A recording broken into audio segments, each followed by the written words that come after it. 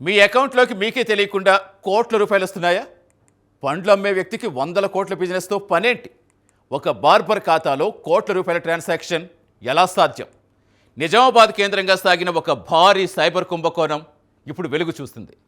కేవలం 3 నెలల్లో 152 కోట్ల రూపాయల లావాదేవీలు. అసలు ఈ మ్యూల్ అకౌంట్ల వెనుక ఉన్న సూత్రధారులు ఎవరు? ఆపరేషన్ క్రాక్డౌన్లో బయటపడ్డ దిమ్మ తిరిగే నిజాలు ఇప్పుడు మీకోసం.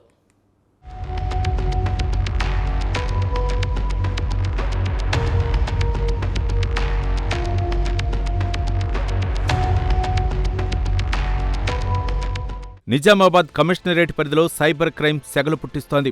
తెలంగాణ సైబర్ సెక్యూరిటీ బ్యూరో రంగంలోకి దిగటంతో అసలు మోసం బయటపడింది. ఆపరేషన్ క్రాక్ డౌన్ పేరుతో పోలీసులు చేపట్టిన తనిఖీలో విస్తుపోయే విషయాలు వెలుగు చూశాయి. మనం నిత్యం చూసే సామాన్య వ్యక్తులే ఈ క్రైమ్ నెట్వర్క్లో కీలక పావులుగా మారారు. పండ్ల వ్యాపారులు, డ్రైవర్లు, బార్బర్లు ఇలా ప్రతి ఒక్కరిని ఈ గ్యాంగ్ టార్గెట్ చేసింది. కేవలం చిన్నపాటి కమిషన్ ఆశ చూపి వారి పేరు మీద బ్యాంక్ ఖాతాలు తెరిపించి దేశవ్యాప్తంగా సాగే సైబర్ మోసాలకు వాడుకున్నారు. అమాయక ప్రజలను మభ్యపెట్టి వారి వ్యక్తిగత సమాచారాన్ని దొంగిలించి ఒక సమాంతర ఆర్థిక నేర సామ్రాజ్యాన్ని నిర్మించారు.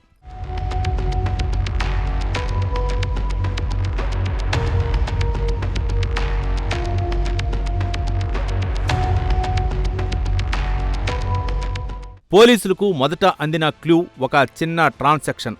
కానీ కూపీ లాగితే అది 31 కోట్ల రూపాయల గండంగా తేలింది. మహమ్మద్ అజర్, శ్యామల, నవీన్ లాంటి 5 నిందితుల అకౌంట్స్ను పరిశీలించిన పోలీసులకు ఫ్యూజులెగిరిపోయాయి. సాదాసీదా వ్యక్తుల పేరుతో ఉన్న కరెంట్ అకౌంట్స్లో ఇన్ని కోట్ల డబ్బులు ఎక్కడ్నుంచి వస్తోంది? దర్యాప్తు లోతుగా వెళ్లే కొద్దీ మరో 13 మంది సైబర్ మ్యూల్స్ ప్రమేయం బయటపడింది. మార్చి 18న మొదలైన ఈ అరెస్టుల పర్వం జిల్లా వ్యాప్తంగా సంచలనం సృష్టించింది. నిందితుల ఫోన్లు, బ్యాంకు రికార్డును పరిశీలించిన పోలీసులకు వారు ఊహించిన దానికంటే పెద్ద నెట్వర్క్ కనిపిస్తోంది. నిజంగా ఇది నమ్మశక్యం కాని విషయం. ఒక పండ్ల వ్యాపారి, ఒక సెలూన్ షాప్ నడుపుకునే వ్యక్తి, ఒక సామాన్య డ్రైవర్, వీరి ఖాతాల్లో కోట్ల రూపాయల లావాదేవీలు జరిగాయంటే అది కేవలం మన రాష్ట్రానికో లేక ఈ జిల్లాకో పరిమితమైన వ్యవహారం కాదు. దీని వెనుక దేశవ్యాప్త నెట్వర్క్ ఉంది.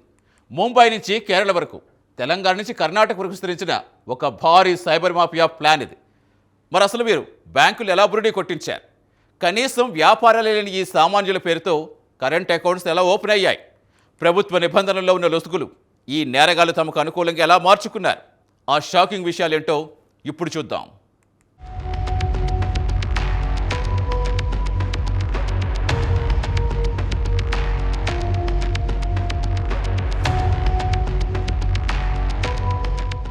అసలు వీరు బ్యాంకులు ఎలా బురడి కొట్టించారు? కరెంట్ అకౌంట్ ఓపెన్ చేయాలంటే బిజినెస్ డాక్యుమెంట్స్ తప్పనిసరి. దీనికోసం నిందితులు ప్రభుత్వ ఉద్యమ్ పోర్టల్ను ఆయుధంగా మార్చుకున్నారు. నకిలీ సంతకాలు, ఫేక్ బిజినెస్ ప్రూఫ్స్ అప్లోడ్ చేసి ఈజీగా రిజిస్ట్రేషన్ సర్టిఫికెట్లు సాధించారు. ఆ నకిలీ పత్రాలతో కర్ణాటక బ్యాంక్ లాంటి బ్రాంచీలో ఖాతాలు తెరిచారు. ఒక్కసారి అకౌంట్ ఓపెన్ అయ్యాక ఆ పాస్బుక్స్, డెబిట్ కార్డులను సైబర్ మాఫియాకు అప్పగించేవారు. అలా ఈ అకౌంట్ల ద్వారా కేవలం 90 రోజుల్లోనే 152 కోట్లు చేతులు మారాయి. ఆన్లైన్ అప్లికేషన్లో ఉన్న లొసుగులను వీరు తమకు అనుకూలంగా మార్చుకున్నారు.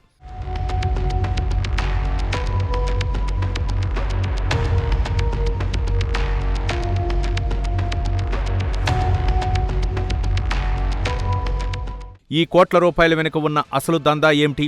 పోలీసులు సేకరించిన ఆధారాల ప్రకారం ఈ మ్యూల్ అకౌంట్లు ప్రధానంగా బెట్టింగ్ యాప్స్కు అడ్డాగా మారాయి.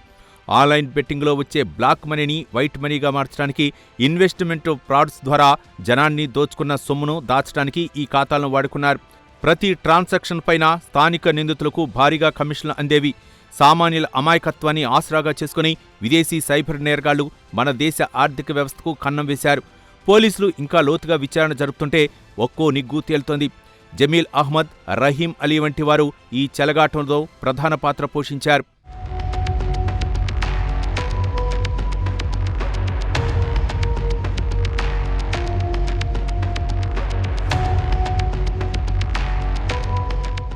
ఈ కేసు కేవలం నిజామాబాద్తోనే ఆగిపోలేదు. రెంజల్, ఎడ్డపల్లి, బోధన్ లాంటి ప్రాంతాలకు పాకింది. భానుప్రసాద్, సభావత్ అశోక్ వంటి యువకులు సైతం ఈ ఈజీ మనీ కోసం జైలు పాలయ్యారు. కొన్ని చోట్ల బ్యాంక్ అధికారుల పాత్ర కూడా ఉన్నట్లు పోలీసులు అనుమానిస్తున్నారు. తమ టార్గెట్స్ పూర్తి చేయడం కోసం కేవైసీ నియమాలను తొంగలో తొక్కి ఈ నకిలీ ఖాతాలకు సహకరించిన బ్యాంకర్లపైన కూడా విచారణ ముమ్మరమైంది. ఎక్కడో గల్ఫ్ దేశాల్లో కూర్చొని ఆపరేట్ చేస్తున్న మాస్టర్ మైండ్స్ కోసం ఇక్కడి సామాన్యులు బలిపశువులుగా మారుతున్నారు. ఈ ముఠా బాధితులు దేశవ్యాప్తంగా వందల సంఖ్యలో ఉండవచ్చునని పోలీసులు భావిస్తున్నారు.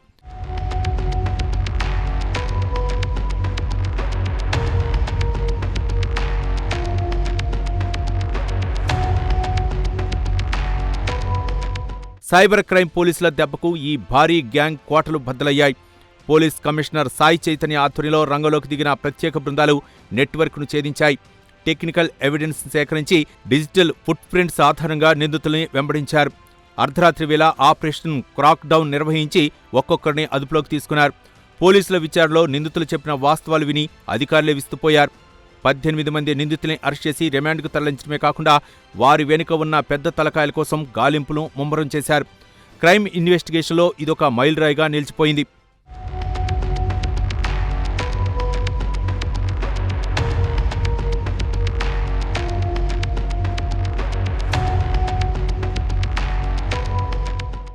చూస్తారుగా, తక్కువ డబ్బు కోసం ఆశపడితే జీవితం ఎలా రోడ్డున పడుతుందో. అపరిచితులకు మీ ఆధార్ కార్డ్ లేదా బ్యాంక్ వివరాలు ఇవ్వడం అంటే మీ చేతులతో మీరే జైలు గడియలు లెక్క పెట్టడమే. మీ ఖాతా ద్వారా ఏ నేరం జరిగినా చట్టం ముందు మీరే నేరస్తులు. సైబర్ నేరగాళ్ల వలలో పడి నిజామాబాద్లో 18 మంది జీవితాలు ఇప్పుడు చీకటి పాలైపోయాయి. ప్రజలారా, అప్రమత్తంగా ఉండండి. ఇలాంటి మోసాల గురించి తెలిస్తే వెంటనే 100 నెంబర్కు లేదా సైబర్ క్రైమ్ పోర్టల్లో ఫిర్యాదు చేయండి. సమాజం పట్ల బాధ్యతగా ఉండండి.